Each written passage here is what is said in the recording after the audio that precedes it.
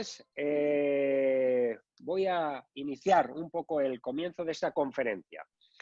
Mi nombre es Luis Palomeque y soy el coordinador general de la Escuela de Osteopatía. Y bueno, si bien voy a hacer una presentación de lo que va a ser hoy una pequeña exposición, pero yo quiero hacer esta presentación no en mi nombre, lo quiero hacer en nombre de todos ellos que estáis viendo en los cuadritos, que son todos profesores de la Escuela de Osteopatía, pero también de algunos que no están en el cuadrito, pero están en el chat también, y por supuesto por todo el cuerpo docente de la Escuela de Osteopatía de Madrid. ¿Por qué? Pues porque mirar, tengo el orgullo, el honor, el placer de presentaros al que para todos nosotros, a todo ese cuadro de profesores, pues ha sido y es nuestro maestro. Así, desde luego, ya se lo dijimos a él, así que no es nada nuevo, en el 30 aniversario, es que lleva 30 años enseñando, más, ya 32, pero nos lleva enseñando lo que es la medicina osteopática, la práctica de la osteopatía. Es de señalar y es de admirar que a pesar ya de la edad, aún no solo siga enseñando osteopatía, sino que siga practicando osteopatía. Esto de verdad quiero reseñar de una forma importante, porque todos conocéis en muchos casos en donde gente, bueno, pues importante del mundo de la fisioterapia, de la osteopatía, mundo profesional en definitiva, que llega un momento que únicamente se dedica pues, a la parte docente, se mete en una universidad, etcétera. Bueno, nuestro director de la escuela, académico, docente, el que nos dirige en el programa de la osteopatía, todavía sigue pasando consulta. Es decir, que sigue teniendo una experiencia clínica que aporta a nuestra experiencia docente y académica. Así que, bueno, pues sin mucho más, yo personalmente el tema de craneal es algo que me apasiona. Aquí también tengo presente a muchos de estos compañeros, profesores, que también les apasiona el tema craneal, han escrito algunos artículos al respecto y hablo en nombre de todos, repito, todos tenemos que agradecer que nuestra inspiración en el mundo de la osteopatía craneal es François Ricard. Él mismo también nos enseñó que, bueno, es en cierto modo también algo falso el decir que la osteopatía la podemos separar, craneal, visceral, estructural.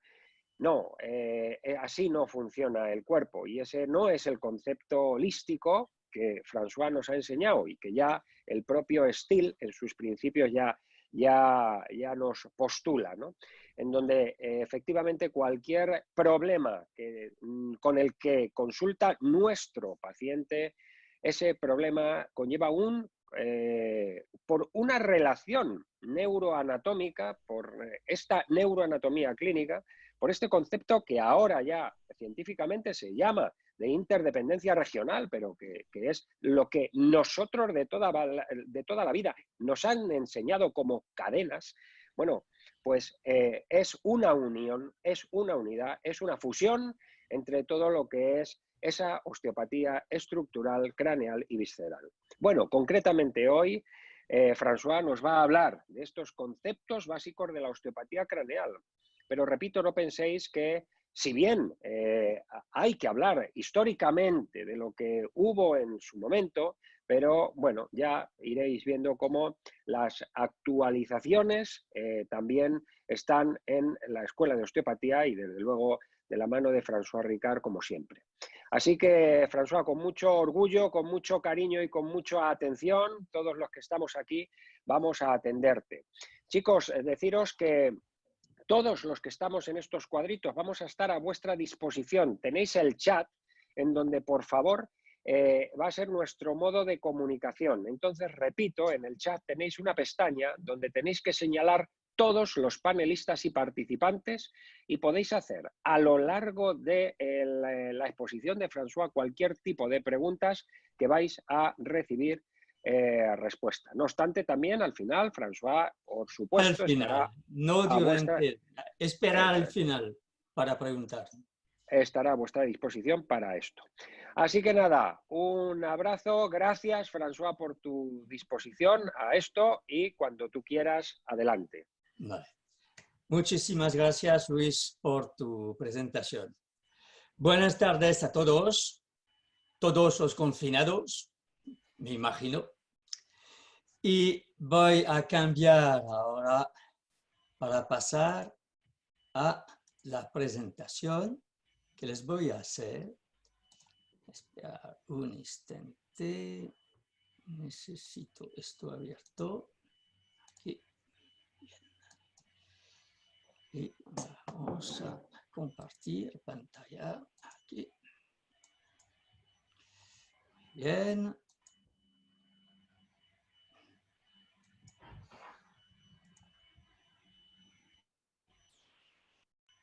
Bien, ya estamos. Entonces, no sé si seguís un poco la actualidad internacional en medicina osteopática, pero se está moviendo bastante. Por ejemplo, la OIA, la American Osteopathic Association International, está preparando varios trabajos porque tenemos en común todos un problema. Los americanos, que son ya desde el año 78 reconocidos como médicos, pues no creer que no siguen con problemas. Tienen problemas con la medicina alopática. Básicamente, se les reprocha su lenguaje, digamos, osteopático hermético y la falta de evidencias científicas.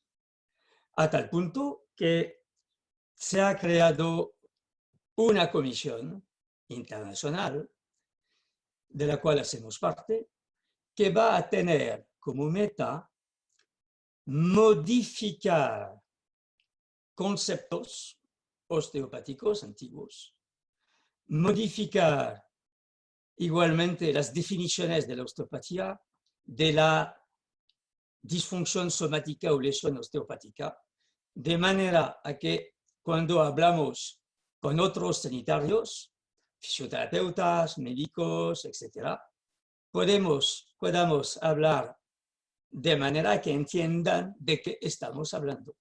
Y esto es algo fundamental y que es raro que hemos tardado tanto a tomar conciencia de esto. Entonces, en este sentido, ya conocéis todos mi opinión sobre la necesidad de investigaciones científicas, que ya desde los años 90 es lo que intentamos hacer y seguiremos haciendo. Lo que hay ahora es que todo el mundo se ha encaminado en todos los países en esta dirección. Entonces, lógicamente, en los años que vienen va a haber muchas publicaciones que van a salir. En osteopatía, como les ha dicho Luis, de manera artificial, dividimos la osteopatía en osteopatía estructural, con la cual no tenemos problemas con las otras profesiones de salud. Esto es bastante bien aceptado. Con la osteopatía visceral, que aún está mal entendida y mal demostrada, y donde bloquea completamente todo, es sobre los conceptos de la osteopatía craneal. Claro, hace falta volver a colocar esto en su contexto, que es un concepto que ha nacido en los años entre 1915 y 1935-36. Es de esta época. Entonces, claro, los datos científicos no eran tan numerosos como ahora para explicar. Probablemente Sutherland daría otra explicación ahora. El problema es que la profesión de los osteópatas sigue hablando de la misma manera que Sutherland. Entonces, yo creo que aquí hace falta una reflexión importante, para poder presentar cosas que sean aceptables para todo el mundo. No se asusten, yo no voy a decir que hay un problema, que la osteopatía craneal no funciona. Claro que funciona. Esto no está puesto en duda. Lo que pongo en duda, o sea, lo que se pone en duda, no soy el único, es las explicaciones para justificarlo. Y si nos ponemos un poco en PubMed, un poco, mucho, hay muchos artículos y ya no podemos ignorar lo que se publica. Tenemos que adaptarnos. Entonces, yo he preparado para esto dos conferencias, dos charlas. Una sobre los conceptos, que es lo que vamos a hacer esta noche. Y el viernes siguiente haremos la segunda, que voy a hacer a partir de las 10 para Brasil, hoy, que es sobre cómo funciona la osteopatía craneal, que razonablemente podemos demostrar y decir. Entonces, veis el título que he puesto, Conceptos básicos de la osteopatía craneal. Separar el mito de la realidad científica. Esto es el problema de esta noche. Primero, les voy a hacer un poco de historia de la osteopatía craneal, porque hay cosas que sabéis y cosas que no sabéis. La osteopatía craneal, básicamente, ha sido desarrollada en Estados Unidos por estas tres personas.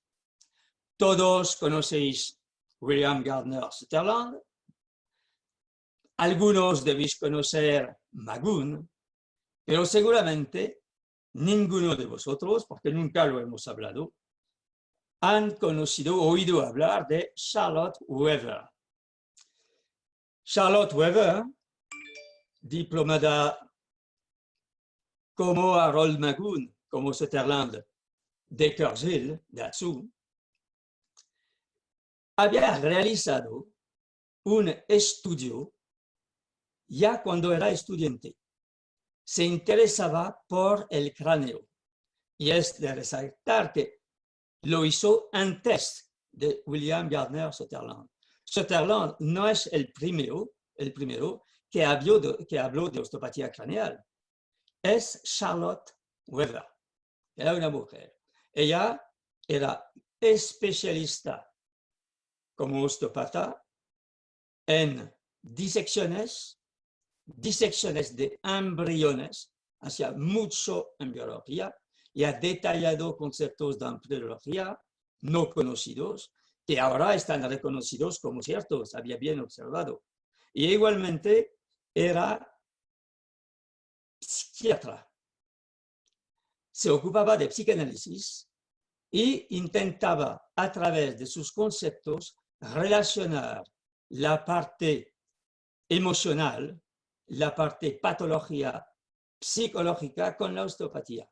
Que esto era un concepto que siempre Steele ha tenido. Era un concepto importante, lo emocional, en el tratamiento de Steele, en lo que enseñaba al principio. Bien. Entonces, ¿cuál era el concepto de Charlotte Weaver? Esto yo lo estudié al principio que estudiaba osteopatía. Esto es en los años 80, más o menos, que oí hablar de esta teoría. Su teoría histórica es que existen tres vértebras craneales. La embriología llevó a Charlotte Weaver a considerar los huesos del cráneo como tres vértebras modificadas embriológicamente, formadas por los bordes de las vesículas cerebrales, es decir, proencéfalo, mesencéfalo, roboencéfalo. Los huesos del cráneo, aquí veis las tres vértebras craneales, los huesos del cráneo representan estas tres vértebras que presentan una analogía cierta, según ella, de un punto de vista embriológico porque posee el cráneo superficies articulares y discos intervertebrales cartilaginosos en el embrión, claro, que son discos verdaderos. Entonces, ella distingue la vértebra occipital, que es la primera vértebra o la tercera, como queréis, la vértebra esfenoparietal, que veis aquí, y la vértebra esfenofrontal. De verdad, para Weber, la vértebra esfenofrontal es la primera vértebra, la esfenoparietal la segunda y la occipital la tercera. Y después seguimos con occipucio, atlas, axis. Bien. La analogía, por ejemplo, del occipucio se hace con una vértebra dorsal en sus costillas. Entonces, por ejemplo, la base del occipucio es lo que correspondería al cuerpo de una vértebra. Los apex petrosos de cada lado es lo que corresponde a las apófisis transversas. La parte que porta los cóndilos corresponde a la apófisis transversa y corresponde igualmente a una parte de las láminas. El riñón, la protuberancia occipital externa, es la apófisis espinosa. Entonces, aquí no les voy a detallar todo, únicamente recordar esto para el occipucio, para que entendáis el sistema. El cuerpo es la apófisis basilar, el canal raquídeo es el foramen magnum, la lámina es la escama occipital. La apófisis espinosa es la cresta y protuberancia occipital externa. Las articulares inferiores son los cóndilos. Las articulares superiores son los 4 bordes suturales del occipucio. Y las apófisis transversas corresponden a las apófisis yugulares del occipucio. Entonces, es que esta señora que murió en 1964, era realmente un personaje. Entonces, como les he dicho, estudió en Carlsville en 1909 hasta 1912, que eran los años que eran en este momento la osteopatía ahí. De origen, Charlotte Weber era una enfermera que estudió osteopatía. A partir de diplomarse en osteopatía, hizo un diploma médico de disección de anatomofisiología y empezó en 1911, aún no había terminado sus estudios de osteopatía, empezó a investigar sobre el cráneo, e insisto, antes de Sutherland. Voy a hacer esto que me está molestando. Ya. Entonces, además, lo particular fue que Still mismo la alentó a estudiar sobre el cráneo, lo que nunca hizo con Sutherland, porque esto lo sé a través de un escrito de la esposa de Sutherland, que dice que Sutherland estaba un poco enojado porque él no tuvo la suerte de tener una conversación privada con el doctor Still. Le hablaba durante la clase si Still aparecía, nada más. Y esto, entonces, en 1911, es que aún no había empezado Sutherland. Esto es importante. En 1935, decidió presentar su trabajo a la Asociación Americana de Osteopatía, que aprobó sus ideas y le pidió de seguir investigando. Esto es el contrario de lo que ocurrió a Sutherland, porque Sutherland también fue convocado a la Asociación Americana de Osteopatía, pero le han pedido que hagan modificaciones, que apoye su técnica, sus teorías por pruebas científicas y que lo vuelva a presentar. Lo que no ocurrió con Weber. ¿Por qué? Porque Weber se apoyaba en una ciencia ya conocida, que era la embriología. A esta parte me toca más, claro, a saber que cuando Sutherland presentó su manuscrito, cuando presentó su trabajo al mundo osteopático, la doctora Weber estaba en Europa. Weber pasó 5 años en París, Londres y El Cairo. Entonces, he buscado un poco para encontrar unos datos. Por ejemplo, aquí, ella de 1931 a 35 vivió en Francia en el hotel Château Frontenac, que veis aquí. Claro que ha sido renovado. Y esto es en les Champs-Élysées, rue Pierre Charon, calle que conozco muy bien, donde tenía ella una consulta de osteopatía para pacientes con trastornos psiquiátricos y psíquicos. Y aquí yo encontré una copia de su tarjeta de visita cuando estaba en París. Y sí, miráis lo que está escrito: diagnóstico y tratamiento, osteopatía, endocrinología, psicoanálisis, psicosíntesis. Eso no sé qué es la psicosíntesis. Vale. Y el teléfono de la época. Entonces, el hecho que ella no estaba cuando presentó Sutherland su trabajo fue de una importancia vital, como lo veis a ver. Cuando estaba en París, realizó estudios sobre el cráneo en colaboración con Ozu. Ozu, ¿veis esta fotografía aquí? Es un establecimiento que fabrica y vende piezas anatómicas de animales, de humanos, y fue el primero en Europa y tal vez en el mundo en hacer esto. Es decir, que todas estas publicidades que podemos ver a veces para comprar una columna, un personaje donde se ven las vísceras, todo es este señor que lo inventó. Y a esta época era muy conocido por esta razón, por su fama. Elizabeth Weber, Charlotte Weber, trabajó con él, hizo sus disecciones de cráneo. Además, ella fue miembro del Instituto de Terapia Metapsíquica Internacional de París del año 32 a 34 y se graduó como neuropsiquiatra en 1942. Tuvo su momento de gloria,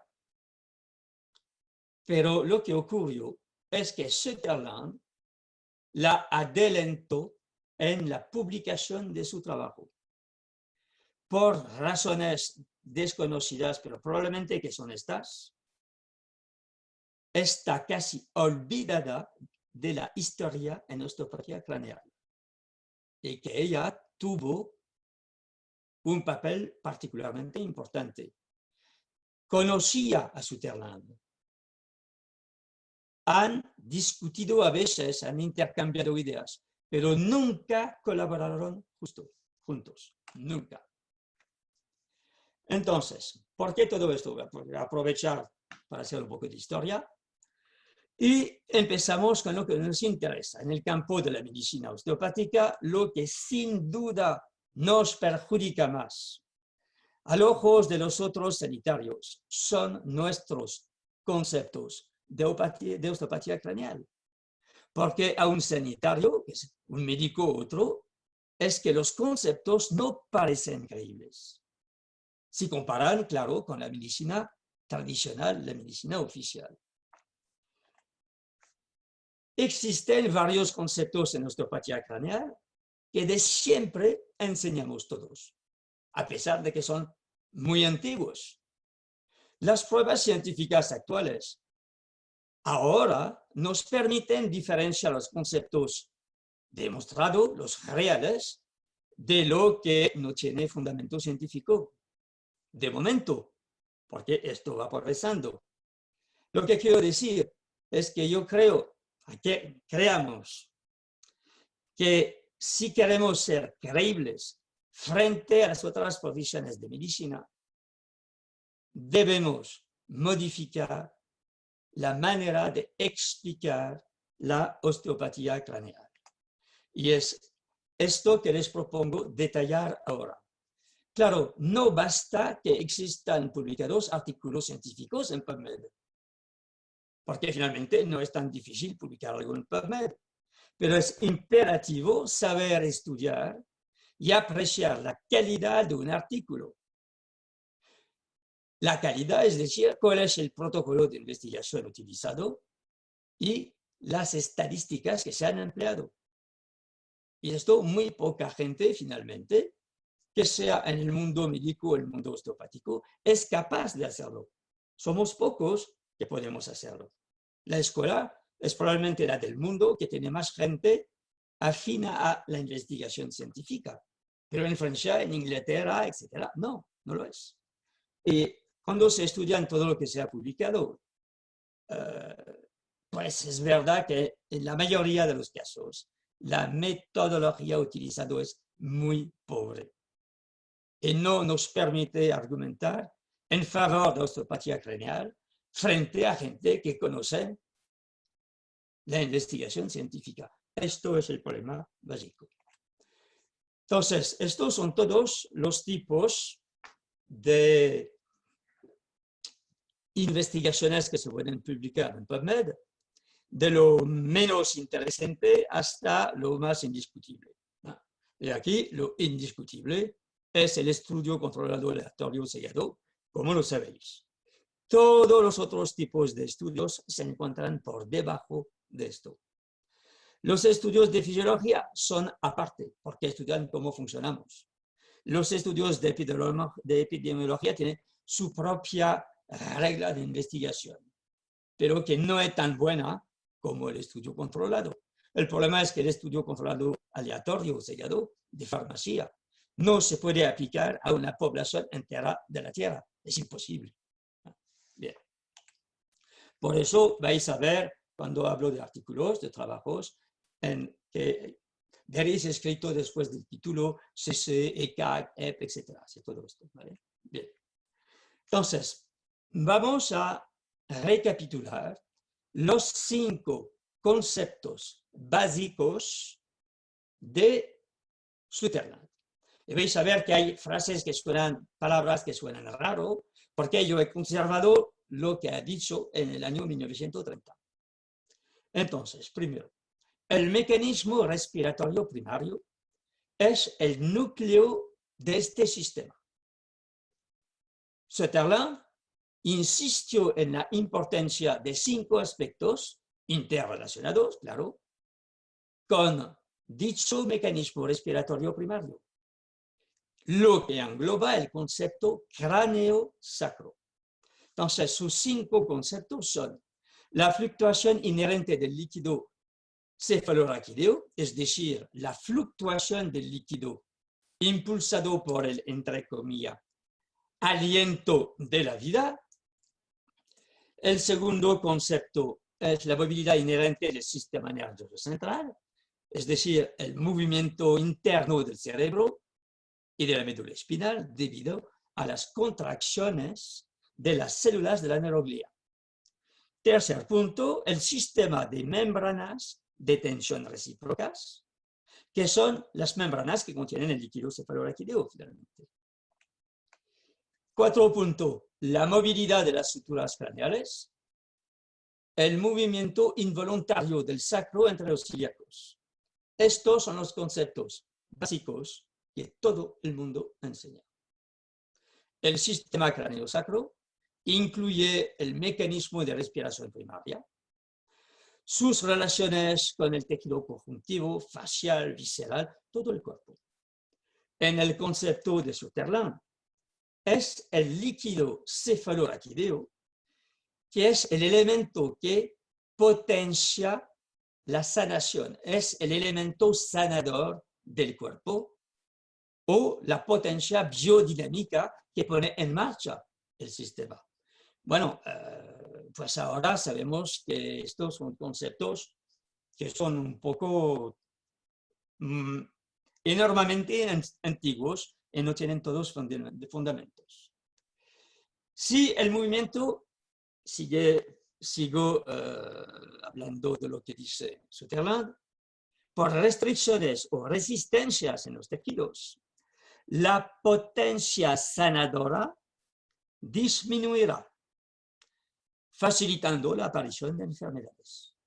Esto era su concepto. No les voy a hacer el insulto de describirle la flexión craneosacral y la extensión, es únicamente por recuerdo que les he puesto estos dibujos que son inspirados de los dibujos de Sutherland. Entonces, lo que vamos a hacer ahora, lo que les propongo, es retomar estos distintos elementos que utilizó Sutherland para explicar y justificar su acción en el cráneo y comparar con la ciencia actual.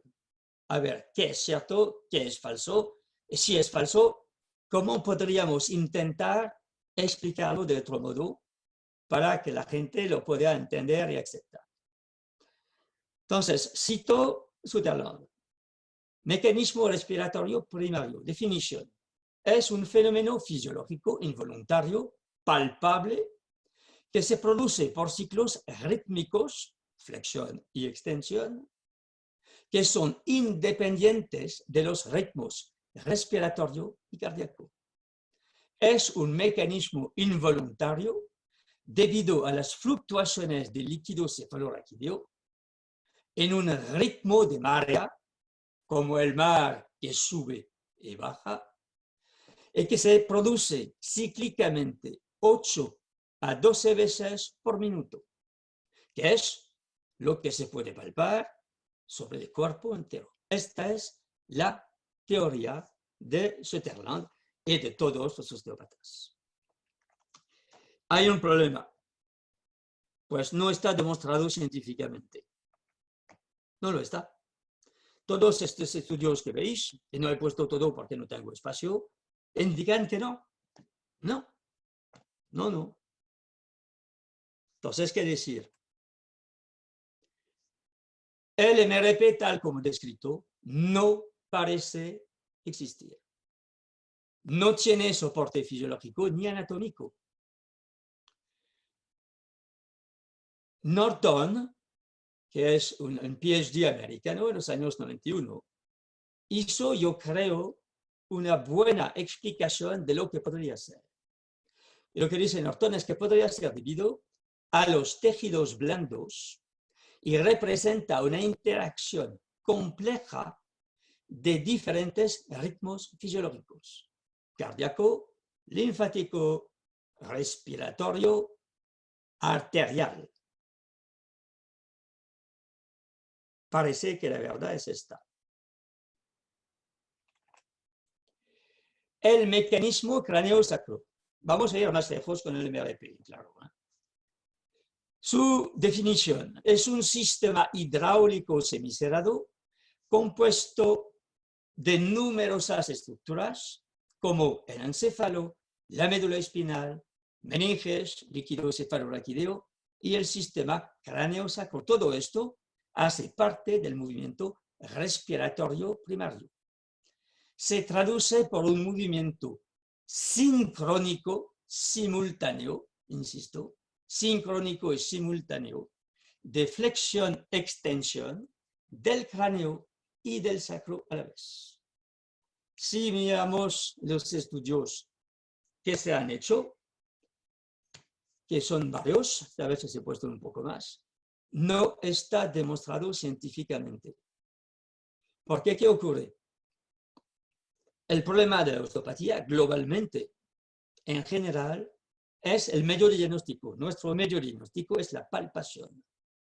Y la mano nos engaña, y la mano no es nada amiga de la investigación científica, porque no hay manera de encontrar un sistema científico para estudiar esto de manera probablemente adecuada. Entonces, ¿qué hacemos? Pues nos refugiamos detrás de la sensibilidad, la especificidad, la reproductibilidad. Utilizamos el test de capa para verificar que todo el mundo puede sentir la misma cosa, etc. Y a cada vez que a nivel craneal se estudia el ritmo cráneo-sacro, pues nunca hay trabajos que dan un resultado positivo. No se consigue que dos observadores a la vez puedan notar el movimiento de flexión-extensión entre cráneo y pelvis. Y aquí se termina la historia, donde yo me he dicho, tal vez esto quiere decir algo. ¿Qué puede decir? Que cuando dos operadores se ponen uno a la cabeza, otro a la pelvis, que el de la cabeza dice flexion, el otro va a decir flexion con un tiempo de retraso. Pues esto yo creo que lo que indica no es que el sistema cráneo-sacro no existe, es que no es sincrónico nada más. Y tiene su lógica que no sea así. Porque el movimiento del motor, según Namani y otros, es el diafragma y la respiración costal a través de las fascias y sistema muscular. Esto lo sabéis todos, porque esto está en el primer curso de osteopatía craneal. El movimiento entre pelvis y cráneo parece ser asincrónico. ¿Cómo explicar esto? Pues debido al tiempo necesario para arrastrar el sacro y el occipucio,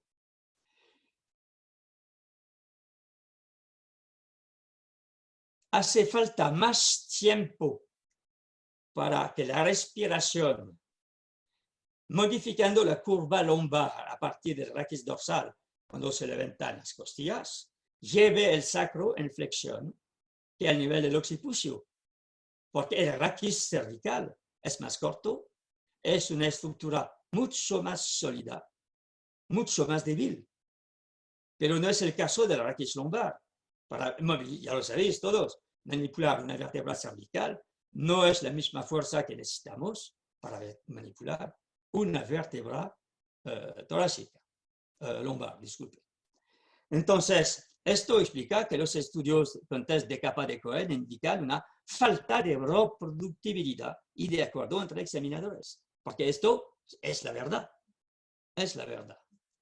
Bien, entonces reconocéis este dibujo que les he puesto ya hace tiempo, que explica que la inspiración costal levanta la caja torácica, disminuye la curva torácica y disminuye las curvas lumbares, es decir, que, y cervical, es decir, que la columna es ligeramente más larga en inspiración costal que en expiración. Y es esto que sería el motor, una parte del motor, que hay otra, pero importante.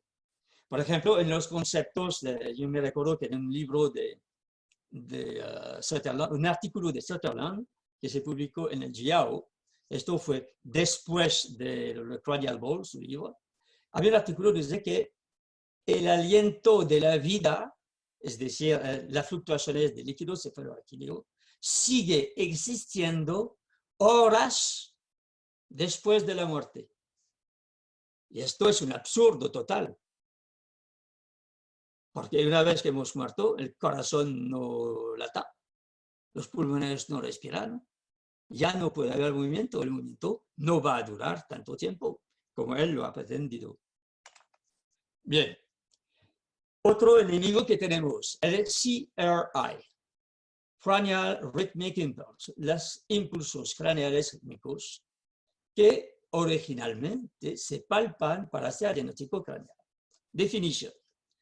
Es una fluctuación rítmica cíclica de 8 a 12 veces por minuto del líquido cefalorraquídeo intracraneal que palpamos a nivel de la cabeza y que es esta fluctuación sincronizada con el mecanismo respiratorio primario del cual hace parte. Pues otra vez lo siento, pero no está demostrado científicamente. Hay trabajos científicos de calidad que demuestran que esto no. Entonces, por ejemplo, yo he visto muchas veces en Congreso la argumentación a través de este video y de otro video para justificar los movimientos del líquido cefalorraquídeo y el ritmo del movimiento respiratorio primario. Pues es que mire, la gente encuentra esto probablemente en Facebook o algo así. Pero yo creo que muy pocos se han comprado el artículo científico de la gente que ha hecho esto. Lo que yo sí lo he comprado para leerlo. ¿Y qué es lo que he descubierto? Se trata de una IRM sagital de velocidad acelerada del flujo de líquido cefalorraquídeo alrededor del cerebro. Mirad bien, 128 fases por ciclo cardíaco. Es decir, 128 imágenes así, cada tac pum, tac pum, tac pum, tac pum. Estamos muy, muy lejos de 12, de 8 a 14 veces, inclusive por minuto. Hay otra imagen que es interesante después, que vamos a ver. Conclusión. ¿Hay una circulación de líquido cefalorraquídeo? Sí, pero se debe a las pulsaciones cardiovasculares y su ritmo no es de 12 a 14 veces por minuto. Esto nos referimos al trabajo que hizo Ernew y Terem en 2018, que esto es muy reciente. En la palpación, aquí nos va a doler mucho, el impulso rítmico craneal está vinculado a la activación de una adaptación lenta de los mecanorreceptores cutáneos a la presión de los tejidos del terapeuta y también del sujeto. Esto lo ha demostrado Norton en 92. Las fuentes de cambios de estas presiones de los tejidos son los ritmos respiratorios y cardiovasculares combinados, que sí efectivamente es sincrónico con la oscilación de Traub-Erringmeyer. Pero, ¿sabéis todos lo que es exactamente la definición de la oscilación de Traub-Erringmeyer? Que es de 0,9 a 0,24 ciclos por minuto, con 0,15 hercios a 0,4 hercios. En la circulación periférica es un reflejo fisiológico de la arritmia sinusal respiratoria, fenómeno normal que reúne la frecuencia respiratoria con la del corazón, donde inspiración y expiración generan cambios momentáneos en la frecuencia cardíaca y la presión arterial. Lo siento mucho, pero esto, si los osteópatas argumentan mucho de la onda o oscilación de Traub-Erringmeyer, yo creo que habrían debido primero estudiar un poco de qué se trata. Bien. Otro concepto, la movilidad intersutural de los huesos del cráneo. Y de esto, la próxima vez que nos veremos, vamos a hablar mucho, mucho, mucho. Según varios autores, Ernew, Reslav, Adams, Levensky y muchos otros, sí, es cierto, existe una movilidad que deberíamos cambiar de nombre al nivel de las suturas y una cierta elasticidad también de suturas de hueso craneal. Esto eran las cifras del estudio de Ernew. ¿Conocéis a Ernew? ¿Algunos ya lo habéis visto o no? Me imagino que como sois la mayoría jóvenes, no habéis forzosamente oído hablar de él. Ernew era un osteópata que en Francia tenía una escuela y es el que llevó a Europa los cursos de John Pledger. Y a partir de esto se creó la Pledger Institute. Bueno. Entonces, él, lo que le interesaba, entonces estaba muy formado por Pledger y otros, y lo que le interesaba, claro, era lo del cráneo. Y se planteó la idea de buscar pruebas científicas reales de la movilidad de los huesos del cráneo y del sistema craneal. Entonces, lo que hizo, pasó un doctorado de ingeniería biomédica veterinaria. Hizo un estudio sobre ovejas, cabezas de ovejas, ovejas enteras, muertas, vivas, etc. Entonces, ¿cuáles son sus conclusiones? Que conocéis todos, es lo que decimos durante los cursos. La deformación de la sutura, máximo 41,65 micrones. La deformación del hueso, esto es un estándar medio, 25 micrones. Deformación de una sutura biselada, si aplicamos una fuerza sobre el bisel externo, 25 micrones. Deformación del hueso al lado de la sutura. Por ejemplo, una sutura biselada, lo que él estudió es la temporoparietal, que todos conocéis. Entonces, si aprieta sobre el bisel externo, pero a la vez sobre la sutura, 25 micrones de deformación. Si aplica una fuerza sobre el bisel interno ahora, pero no sobre la sutura, 6,49 micrones de deformación. El desplazamiento, añade, de una sutura tipo dentada por deformación de la sutura, 22,44 micrones. Como me dijo Capenji cuando vino a vernos, esto no es movimiento, micrones. Bueno, tal vez que tiene razón. Pero todo esto es cierto. Aquí no he puesto todo porque hay muchos estudios. La mayoría de los estudios que se han hecho, todos demuestran que efectivamente, y los que nos han aportado muchos datos científicos son los odontólogos. Si alguien puede entender perfectamente lo que hacemos, son ellos. Porque sí, tienen la noción de movilidad de los huesos, del maxilofacial, la repercusión sobre la esfera interior del cráneo, etc. Son algo que tienen y trabajan cada día con esto. Por eso, los primeros, yo creo, por lo menos en Francia, que nos hicieron caso, son los odontólogos. Conclusiones. Bueno, existe una cierta maleabilidad del hueso craneal, de las suturas.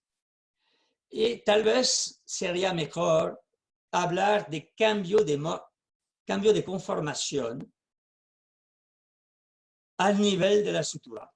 Que hay algo que se modifica sin que hablemos de movimiento. Creo que es mejor hablar de maleabilidad, de elasticidad ósea. Esto es un concepto mecánico que existe. Además, existen elementos nerviosos intrasuturales que pueden ser irritados por compresión o tracción de estas suturas. Esto debido pues a la fuerza de contracción muscular, al masticar, por ejemplo, o de traumatismos que deforman los huesos craneales, que sea en el recién nacido, el feto o el adulto. Aquí hay varios estudios que están demostrando todos estos elementos. Reconocéis estas imágenes del curso. Estas imágenes era Johnny Pledger que me las había dado. Y mostraba un estudio que él hizo con Reslav y Mitchell sobre la sutura sagital. Entonces, si miráis de este lado, reconocéis la sutura dentada de la sutura sagital. Aquí tenéis una vista que muestra la misma cosa, pero en microscopía óptica. Y lo interesante es cuando pasamos en microscopía electrónica, que lo que han descubierto, primero se ve de manera fantástica las redes de tejido colágeno de los ligamentos intersuturales, es todo esto que veis aquí. Y lo que han descubierto es que hay mecanorreceptores y elementos nerviosos sensibles. Y esto va a ser muy importante para intentar explicar una de las acciones que podemos tener. Es decir, que a través de estos mecanorreceptores y a través, claro, del periósteo óseo de la base del cráneo, de la calvaria y del macizo facial, sabemos que la inervación a partir de la dura madre se hace para la parte posterior C2, C3, 5,3 para la mandíbula, 5,2 macizo facial, fosa posterior C3, 5 y 10, fosa media 5, 2, 5, 3, fosa anterior 5, 2 y 5, 1. Entonces, un estímulo nociceptivo a través de los mecanoreceptores que hemos o que vamos la próxima vez a detallar, puede repercutir sobre estas inervaciones. Y esto explica una parte de la acción sobre lo que podemos hacer realmente a nivel del cráneo.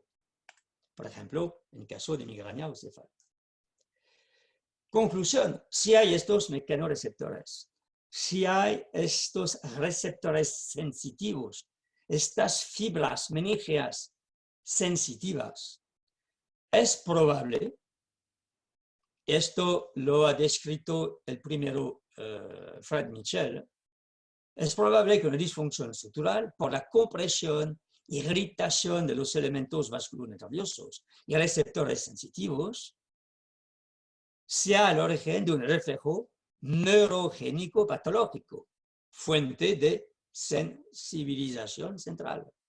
Esto a nivel de los elementos en relación con su inervación, ya que existen las vías neurológicas, es decir, tronco cerebral y núcleos grises centrales. Las repercusiones de una posible disfunción estructural, según su territorio de inervación sensitiva, puede repercutir sobre los núcleos de los nervios craneales, básicamente 5, 9, 10, 11. Los otros nervios craneales también, pero a partir de otro fenómeno. Y sobre, claro, la médula cervical alta, al nivel C2, C3, que como lo sabéis, puede desencadenar síntomas de tipo cervicalgia alta. No se puede descartar que una irritación de tipo double cross syndrome de la red ortosimpática perivasculares de los nervios y de los nervios craneales que pasan a través de los orificios craneales podrían afectar cualquier par craneal que hay en el cráneo. Así había explicado en el curso estas vistas que la conocéis todos, que era a este nivel la explicación a partir de una lesión de sutura sobre esfera anterior o macizo facial, de espasmos al nivel masticador que pueden producir síntomas masticadores. O a partir de las suturas posteriores, un espasmo mantenido de la musculatura suboccipital generadora de cefalea o cervicalgia. Bien. Ahora nos atacamos a, de nuevo, el líquido cefalorraquídeo como motor de los movimientos del cráneo. Definición. Según Sutherland y otros, el motor de los movimientos craneales es la fluctuación del líquido cefalorraquídeo y las modificaciones de presión en los ventrículos intracraneales que se deben a las fases de relleno y vacío de estos, debido por una parte a la contracción de las neuroglias del cerebro y por otra parte a la alternancia de secreción de líquido cefalorraquídeo y a la reabsorción de este. Pues el concepto este tampoco está demostrado. No está demostrado. Este es el segundo video. Entonces lo que veis es la contracción del cerebro, dilatación de los ventrículos y se supone que lo que vemos aquí es el desplazamiento a través del orificio de Magendie del líquido cefalorraquídeo.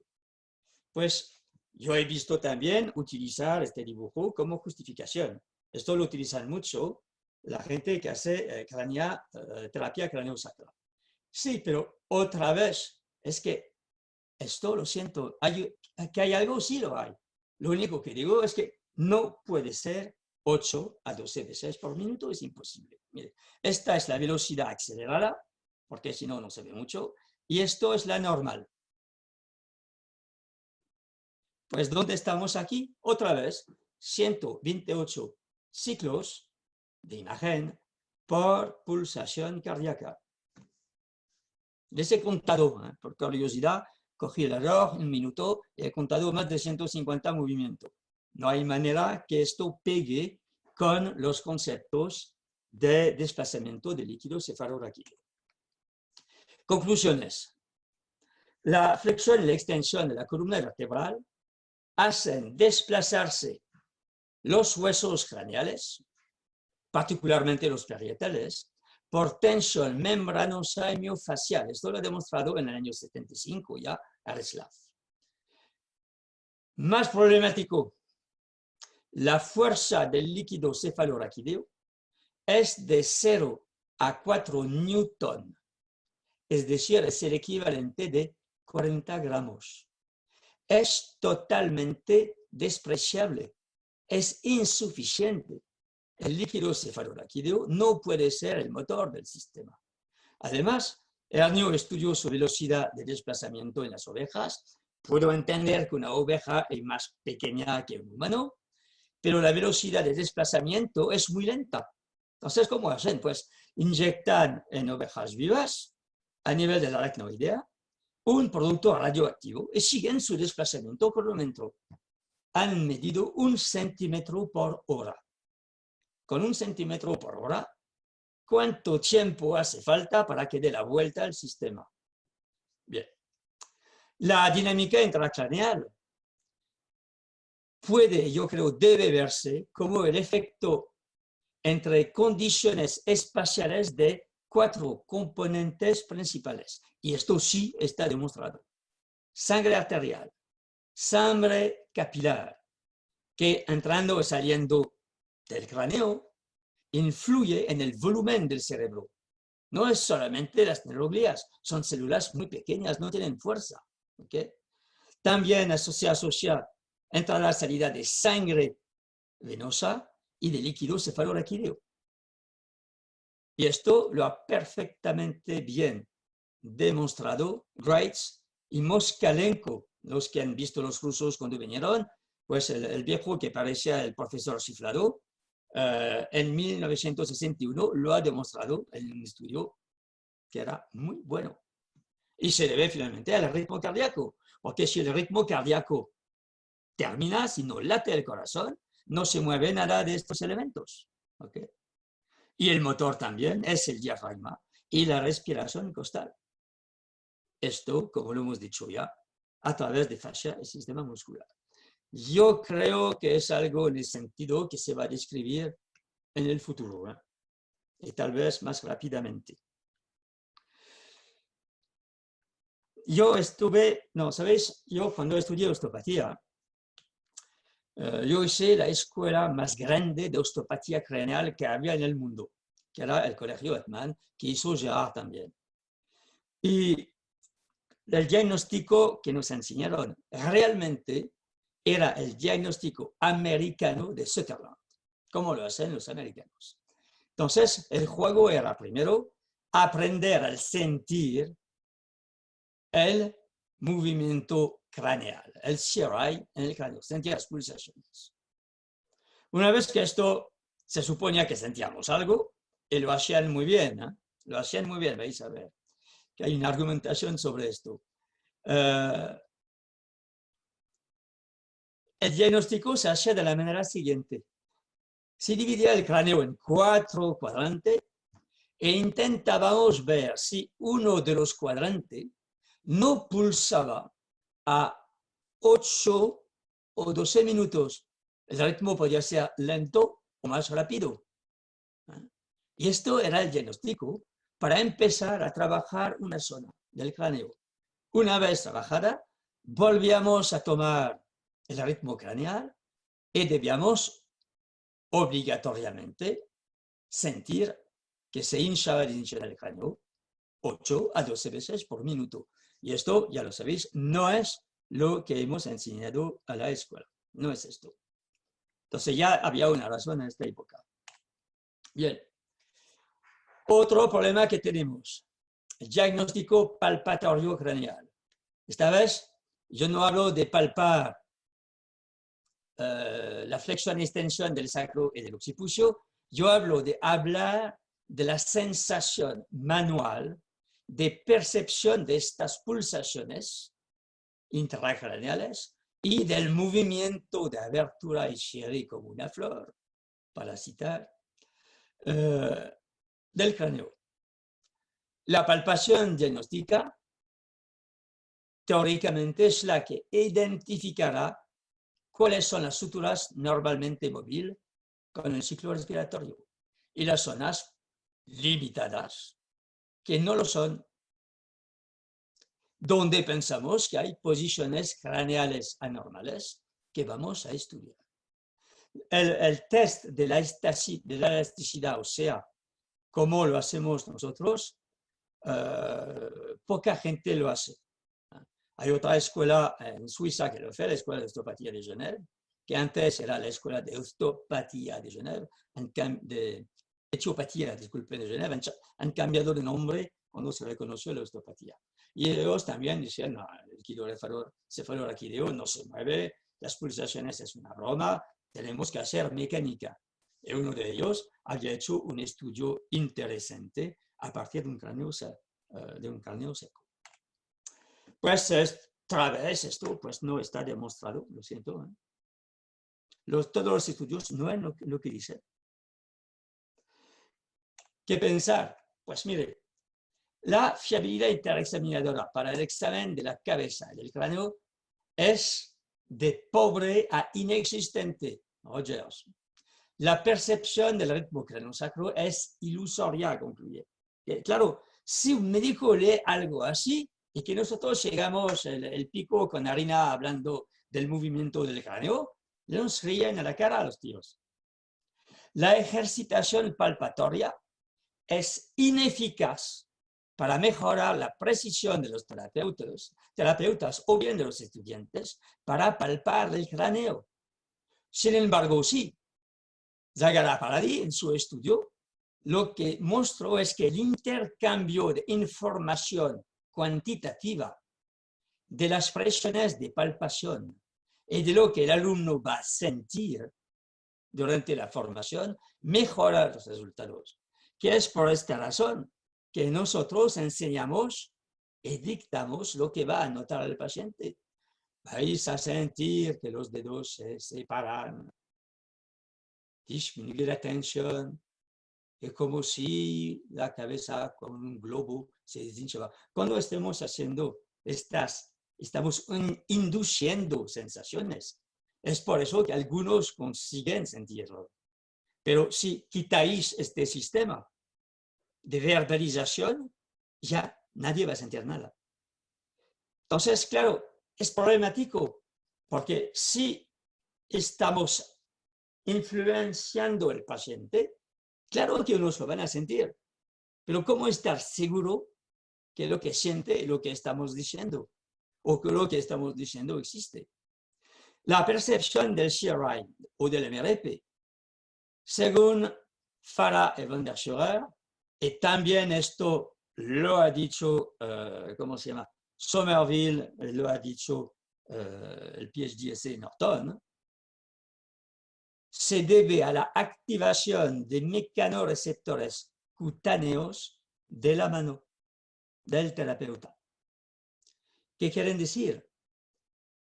Pues yo entiendo, con las explicaciones y las cifras dadas, que nos tomamos contacto con el cráneo y buscamos una presión adecuada y que tal vez lo que notamos es el ritmo de nuestro propio pulso al nivel de la yema de los dedos. Es lo que indican. E indican que además lo que notamos es una suma de ritmos cardiovasculares, respiratorios, linfáticos.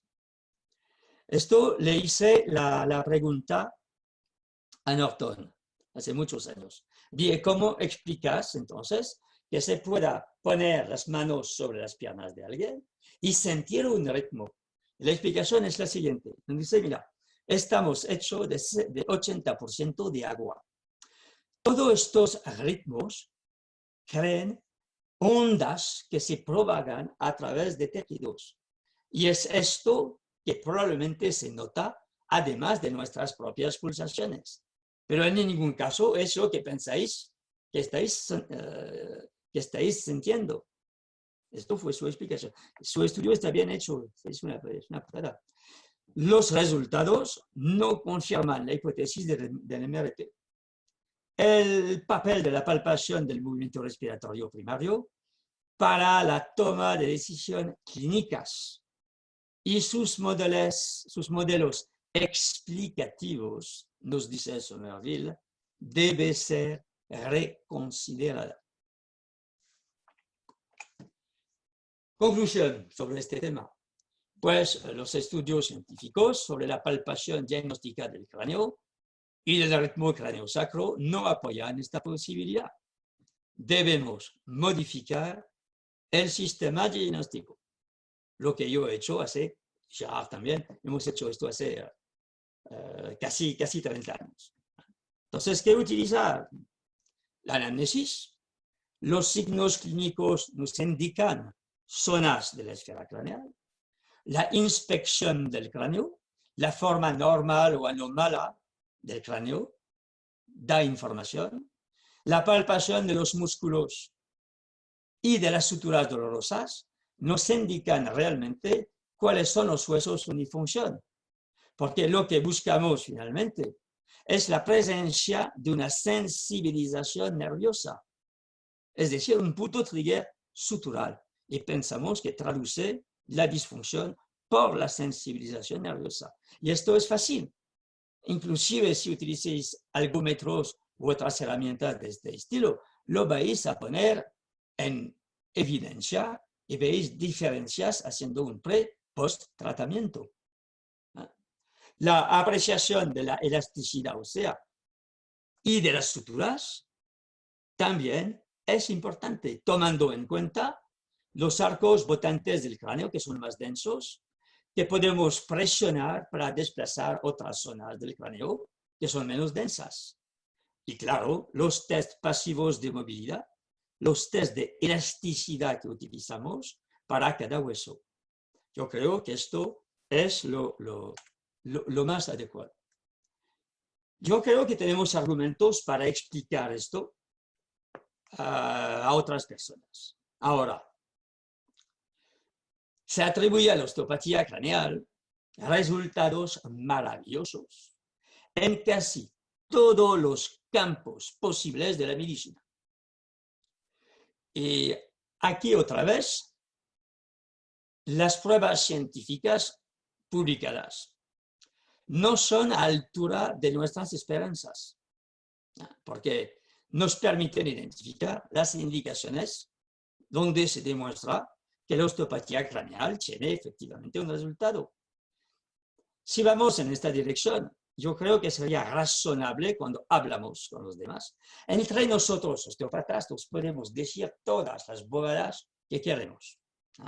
No presta consecuencia, pero a los demás no. Entonces, yo creo que cuando proponemos un tratamiento, considerar solamente como indicación real lo que está científicamente demostrado de la eficacia de la osteopatía craneal. Y aquí, pues hay estudios, un buen número de estudios. Los puntos rojos somos nosotros. Y finalmente no hay tantas patologías. El síndrome craneal mandibular, ortodoncia, la plagiocefalia. Veis que existen muchos estudios que están publicados que no vais a ver aquí. ¿Por qué? Porque la metodología de investigación era de broma. Había demasiados defectos, demasiados errores y sesgos en el estudio de esta gente. Entonces, la otitis, sinusitis, migraña, cefalea, que hay muchas evidencias, oftalmología también, cólico infantil, existe un estudio serio, que aparte del cráneo muestra eficacia. Parkinson, igual, hay un solo estudio. Lo he puesto a pesar de que los estudios sobre Parkinson y parálisis cerebral no son de hiper alta calidad, pero demuestran que parece que ocurre algo. Esto sí. Hay estudio también sobre la saturación en oxígeno del tejido cerebral. Este estudio es muy serio. Tenemos para vértigo, cefalgia, cervicalgia, disculpe. A esto podemos añadir las pocas tesis científicas que tenemos en osteopatía sobre osteopatía craneal, porque claro, nosotros no somos hospitales, no vivimos en Estados Unidos, donde hay dinero a profusión puesta a disposición para hacer estudios científicos. No lo hay. Nosotros hacemos investigación científica con un metro, un trozo de cuerda, una tijera y un gonómetro. Más o menos es esto. No tenemos acceso al material necesario. Sin embargo, los estudios que hemos hecho, de los cuales estoy muy contento, muy orgulloso, demuestran que sí, la obstrucción del conducto lagrimal está bien. ¿Por qué lo sé? Porque yo sé que como vienen de la escuela, los protocolos son correctos. La otitis, la hiperpresión intraocular, es decir, los primeros signos de la interacción de la diabetes, la hiperpresión intraocular, hipertensión intraocular, cervicalgia mecánica, plagiocefalia. El puesto, habéis visto aquí solamente un estudio, porque tenemos dos más, pero el único, dicho de otro modo, el mejor aceptable es el de Gasperini, que es un italiano. Lo de la modificación dinámica bacteriana que hizo Alejandra está bien también. Okay. Pero fuera de esto, miren, lo siento, pero estas son las patologías en las cuales la osteopatía craneal tiene efecto. Y hay una demostración científica, si no preguntan, ¿y cómo que vas a mostrar que puedes tratar la plagiocefalia o que puedes tratar vertigoterapia? Artículos. Que es así que tenemos que hablar con ellos. Entonces, de hoy en día, entre paréntesis, de momento, son las indicaciones reales de la osteopatía craneal las que podemos pretender tener, sin pasar por imbéciles. Toda otra indicación milagrosa de la osteopatía craneal no está demostrado o bien aún no estudiado. Que tal vez que dentro de 10 años les digo otra cosa, pero de momento es lo que se ve. Se recuerdan que hace años hay un documento del mismo tipo, del mismo título, que es largo, donde tenéis los resúmenes de todos los artículos y mucho más que lo que he puesto en esto. Bien. Lo que queremos que sea no es forzosamente lo que es realmente. Y lo que existe no siempre es lo que cree sentir la mano. Esto es un problema. Y no lo podemos ignorar. No podemos encerrarnos totalmente en conceptos que no son justificables científicamente y que nadie se va a creer. Y ya sabéis en España cómo hemos estado atacados sobre este tema. Pero no pensar que los demás no tienen este problema, lo tienen también, ¿no? Conclusión final. Tal vez es hora de cambiar el paradigma en osteopatía craneal. Y esto termina lo que tenía que decirles. Ahora estoy a vuestra disposición. Les veo todos con una cara de catástrofe inminente. François, no, gracias por la exposición, fantástica. Le va a encantar la próxima.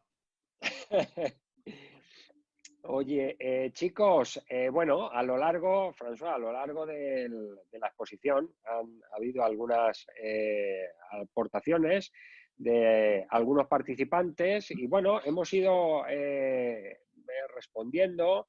Ahí han estado algunos profesores de la escuela, o sea que digamos que han habido ya muchas cuestiones respondidas, ¿no? Ahora, por favor, todos poner que se os desactiva frecuentemente el tema de todos los panelistas y participantes. Y bueno, si hay alguna cuestión, duda más que queráis preguntar a François, pues mira, François, había por ahí hablaban del nervio vago, efectos en el nervio vago con osteopatía craneal, ¿no? Si había algunos efectos que tiene la osteopatía craneal en el nervio vago. ¿Qué nos puedes hablar del tema? Lo he visto que hay estudios de la osteopatía craneal que afectan al ritmo cardíaco, el neurovegetativo, esto lo sabemos todo. Hay varios artículos que muestran cómo podemos afectar el sistema craneal, el sistema neurovegetativo. Por ejemplo, les recuerdo que en la escuela tenemos 2 estudios que se han hecho sobre los efectos del CV4. ¿De qué hablan? Pues de esto, que se modifica el ritmo craneal, el ritmo, que quiero decir, cardíaco, porque es lo único que podemos estudiar para juzgar con los medios que tenemos de los efectos de, ¿cómo decir?, de los efectos neurovegetativos que podemos tener sobre el cuerpo. No es fácil medirlo con, claro, un gonómetro, un lápiz y un trozo de cuerda, que estamos siempre en lo mismo. Yo pienso en las semanas que vienen, les voy a poner una pequeña, bueno, no sé si habéis visto, hablo a los profesores, si habéis echado un ojo sobre el curso de neurovegetativo que vamos a dar a partir del año siguiente, que me ayudó mucho Pablo Escrivá a nivel de la fisiología, y hemos detallado un sistema utilizando la cinta que conocen muy bien los deportistas para cuando hacen deporte verificar sus pulsaciones, etc. Hemos descubierto que hay muchos trabajos científicos que utilizan este sistema en medicina para juzgar de los efectos neurovegetativos. Entonces, les he indicado un programa, les he hecho un PDF para saber cómo descargar el programa y utilizarlo. Y yo pues, creo que les voy a hacer un pequeño video para explicar los datos que nos aparecen cuando utilizamos el software.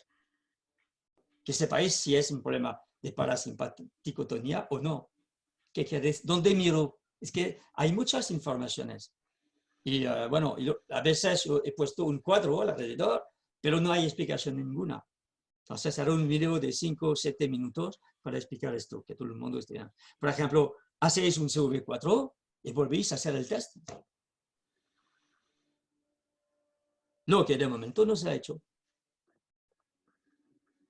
Por eso, por ejemplo, la tesis, una de las tesis, la de Ana Paula de Brasil, estaba diciendo, no hay efecto negativo. Efecto negativo, estamos en la calidad de la investigación otra vez. ¿Cuál era la meta? ¿Qué herramientas he elegido? No la buena. Lo habría hecho utilizando este sistema y este software, probablemente habría notado diferencia del ritmo cardíaco y respiratorio. Es que, ¿qué quieres que le diga? Ya sé que tenemos mucho trabajo. Hay muchos pacientes. Los cursos nos comen tiempo. Tenemos que preparar los cursos, pero debéis pasar mucho más tiempo todos en PubMed. Debéis pasar tiempo. Todos los días yo me pongo 1 hora en PubMed. Y catástrofe si encuentro algo. Sí, para todos. Bueno, François, hay una pregunta por aquí muy interesante que además me consta que tú has seguido mucho este tema de Upleger, ¿no? ¿Qué opinas del enfoque de John Upleger y Franklin Seals y sus enseñanzas en el concepto cráneo sacral? Sí, bueno, yo en los años 86 he seguido los 2 años de curso de Upleger Institute en Miami. Un grupo de franceses hemos tenido curso exclusivamente con John. ¿No? En este grupo había, ¿cómo se llama? Jerry. ¿No? El problema es el siguiente. Primero, Upleger, John, es una mano. Debéis saber también que en Estados Unidos, John no era una estrella de la osteopatía. Todo lo contrario. Le han arrastrado en el lodo, probablemente ha tenido juicios por enseñar cosas de osteopatía a gente que no lo era. Porque él decía, yo puedo enseñar a cualquier persona el cráneo sacro y la osteopatía craneal. Entonces, imaginar la reacción de los osteópatas americanos. No se ha pasado bien. Sí es cierto que ha hecho unos trabajos científicos en un momento. Habitualmente él hacía parte de un grupo de alguien, ¿no? Como Reslav, trabajó mucho con Reslav. Hay 2 estudios donde él participó, que me imagino en este momento que sacó sus slides. Ahora, su truco que era sobre todo la liberación somatoemocional. Pero no se debe olvidar que de formación de base, él no es osteópata, era neurólogo y neurocirujano. Y haciendo cirugías, un día ha notado que la hoz del cerebro se estaba tensando y relajando. Esto le llamó mucho la atención. Entonces estudió osteopatía y él estudió después a partir de un concepto ya antiguo que se llamaba el grito primal, ¿no? Concepto americano, de liberación de emoción, donde se debe hablando con el paciente, tocándole, hacerle gritar para que escupa sus problemas metafísicos. Esto es la idea del grito primal. John Upledger, que era psiquiatra igualmente, la utilizaba para liberar emociones. Una vez que el paciente hacía su trabajo de osteópata, pero sobre todo hacía su trabajo de psiquiatra después. No basta liberar emociones para resolver el problema del paciente, ¿eh? Ya unos me han oído decir, hacer somato emocional es como tener un cubo de mierda, coger un palo y remover la mierda dentro del palo. Entonces habéis removido la mierda, pero no habéis cambiado nada. Se subentiende que después hay un trabajo psicológico que se hace. ¿Qué es esto que hace Upledger de verdad? Yo rápidamente no, al cabo de 2 o 3 años, honestamente, yo paré de hacer esto. Es que yo era un puro manipulador que de repente empecé a hacer somato emocional después de John. Y he perdido mi clientela. Mis deportistas no venían a verme. No podía resolver un esguince de tobillo, etcétera, etcétera. Y tuve, ¿cómo se llama? Liberaciones tan dramáticas, inclusive sangrantes, de gente que se hace daño, que en un momento me dije, mira, o lo dejas o vas a la universidad a estudiar psicología. Porque no podemos dejar a la gente así. Los conceptos de cráneo sacro que él utiliza, son conceptos simplificados al extremo de la osteopatía cráneo-sacra y de la osteopatía craneal de Sutherland, que viene de Sutherland otra vez esto. Entonces, bueno, time is money. Era un gran businessman, Joy. Por eso, si queréis, bueno, cuando estaba yo, si teníamos intención de abrir cursos, hay una formación que yo he seguido en Miami, y yo podría ser monitor de Upledger en España o donde. Pero a mí no me interesa, claro, pero esto lo he hecho. ¿Y qué se hace? Se sigue esta formación. Aparte, primero, se estudia lo que dice. Y sus asistentes dicen que la verdad que Upledger en Europa no se va a ver, ¿eh? Sobre todo desde que ha muerto. No, él se quedaba a casa y vais a verle una vez que habéis hecho su formación. Y mira, John, me interesa abrir un centro Upledger en, no sé, en China. Ya, ok. Él va a decir, ok, vais a hacer un cheque de tanto, le dice a John, y él les va a decir, ok, cada año me vas a dar tal porcentaje y me presentas la contabilidad. Era esto de sencillo. Esto es Upledger Institute. Y esto lo siento mucho, si a algunos no les gusta mucho, pero es que es la verdad. Es la verdad. ¿Okay? Entonces, ¿es interesante? Sí. Pero yo creo que el somato emocional no se debe enseñar a gente que no está preparada. Y honestamente, la mayoría de mis compañeros de esta época han estudiado psicología después. Lo han hecho y siguen haciéndolo. Y utilizan el somato emocional como lo hacía John. Ya hemos puesto el dedo sobre el problema importante de este paciente. Es la relación con su madre y su hermano. Y aquí hay algo para hacer reflexionar al paciente. Y esto es lo que les puedo decir de John Pedger. Era un buen pianista también. Con Frank Michel hacían unos dúos fantásticos. Jazz, tocaban jazz. Queridos, ¿alguna pregunta más por ahí? Incluso profesores, ¿alguna pregunta, alguna curiosidad que queráis comentar? Había algunas preguntas por ahí sobre el bruxismo que fantásticamente Didac también ha respondido con algunas referencias bibliográficas, igual que Pablo nos ha dejado por ahí un link del tema de cortisol, porque estaba muy interesante también, François. Estaban hablando si el cortisol salivar podía haber sido un indicador. Estaba hablando Pablo que el cortisol salivar es un claro indicador del estrés físico y psíquico, Sí, como pero elemento a medir. no es interesante para todo. A tomar con precaución también. Me ha preguntado, No no sé puedes si... basar un estudio únicamente sobre esto, es imposible. No, claro que Ahora no. que sea uno de tus parámetros, sí, claro. De acuerdo, sí, sí. A ver, a mí me ha encantado, porque me ha parecido, como pone muy bien Leo... Esto es fácil, le pones algo en la lengua y miras el color. Qué bien. No, lo que está diciendo aquí Leo, que es una Sí. discusión muy honesta, yo creo yo felicitaría a François por la honestidad científica, ¿no? Por el esfuerzo, ¿no? De honestidad, de decir, bueno, aquí es donde estamos y a partir de aquí pues ya veremos a dónde llegamos, ¿no? Esto es lo que... Sí, pero vais a ver, no soy el único que está trabajando en esto. ¿No No eres soy el cómo? único. Que hay otras personas a través del mundo que lo hacen.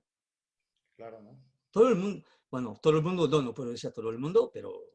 Porque ¿cuál va a ser la etapa siguiente? Ya va a empezar con lo de la OIA. Ya cuando ponemos en tela de juicio la palabra disfunción somática, para empezar, puede ir muy, muy, muy lejos. Y seguramente que se va a pasar después a los conceptos nuestros. Seguro.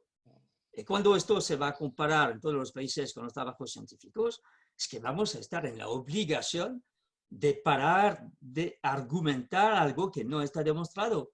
Argumentamos algo, tienes a alguien enfrente que te echa los artículos que demuestran que no es cierto. Estamos en esta situación.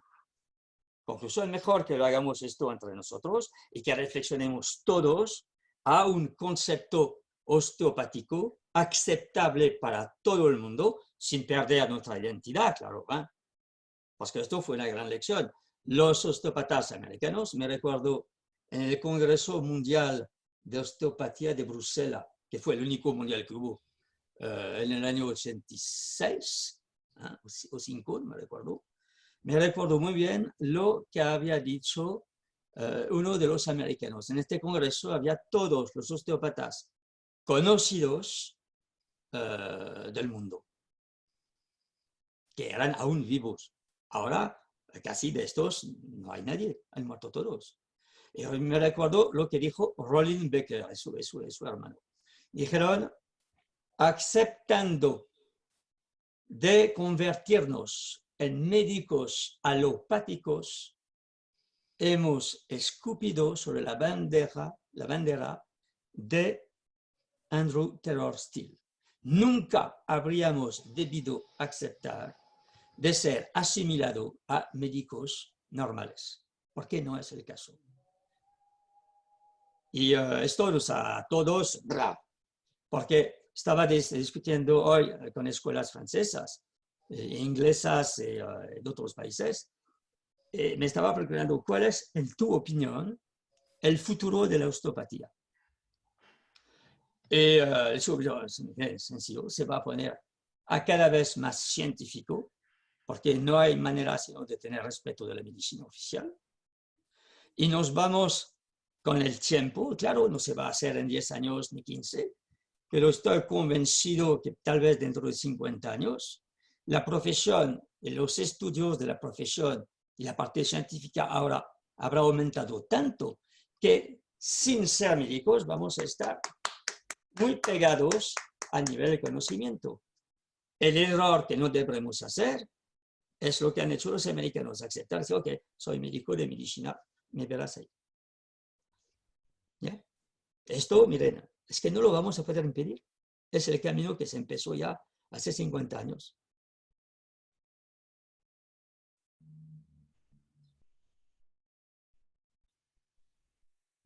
Muy bien, pues queridos, ya muchas cosas se han respondido a lo largo de la conferencia, de la exposición de estas cuestiones. Y bueno, François, no sé si estás viendo el chat, todo el mundo te da las gracias, hablan de Sí, que es veo un los lujo, y comentarios es que van verdad, apareciendo. escucharte, porque, bueno, pues, no sé, eres un personaje de la osteopatía que podemos disfrutar de ti, así que, bueno, es una delicia. Aquí a tu disposición para cuando tú quieras Pues volvernos a deleitar. muchas gracias. Les aseguro que les va a gustar mucho la ponencia de la semana próxima. Pues aquí Y estaremos. esto, bueno, los que han seguido el curso de profesor de actualización lo han visto, ya.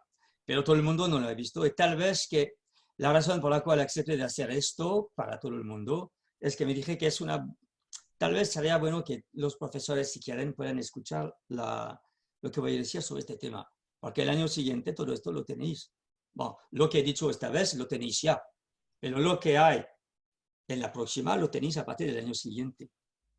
Entonces creo que es importante que les explique tal vez más en detalle. Está lleno, lleno de referencias, lleno. François, hay un comentario que dice que sería muy interesante hacer esta charla en En inglés inglés. para Estados Unidos. Sí, para hacer esto hace falta que me propongan hacerlo. Te voy a Leo, decir, por todo lo amigo que somos con la gente de Kersil, nunca nos han propuesto ni dar una clase ni hablar de algo. Únicamente, si vais, el año siguiente probablemente vamos a crear un grupo que va a ir un grupo que va a ir ahí, de italianos, y tal vez que yo creo que algunos de vosotros sería interesante ir. Claro, tenéis que hablar inglés. Esto es imperativo. Nos vamos a seguir la formación fantástica que tienen de palpación y detección de las disfunciones para la columna, la pelvis. Fantástico. El equipamiento que tienen, se van a quedar boca abierta completamente. Es increíble. Tienen sistemas mecánicos, robots que permiten cambiar la posición de lesión. Es extraordinario. Y esto lo analizan todo por video y después superponen a la palpación el esqueleto, que nos demos cuenta que cuando palpamos la IPS, a veces unos están sobre el pubis casi, pero bueno. Y se ve cómo en las semanas va la progresión. Lo único que debéis saber es que hace falta hablar inglés y debéis estar seguros de vosotros, porque les van a pedir demostración de tratamiento. No tenéis por qué preocuparse, hacéis lo de siempre y veis a ver cómo abren ojos grandes los americanos. Esto lo sabemos porque cuando ha visto los brasileños estaban locos. muy bien, pues señores, muchísimas gracias.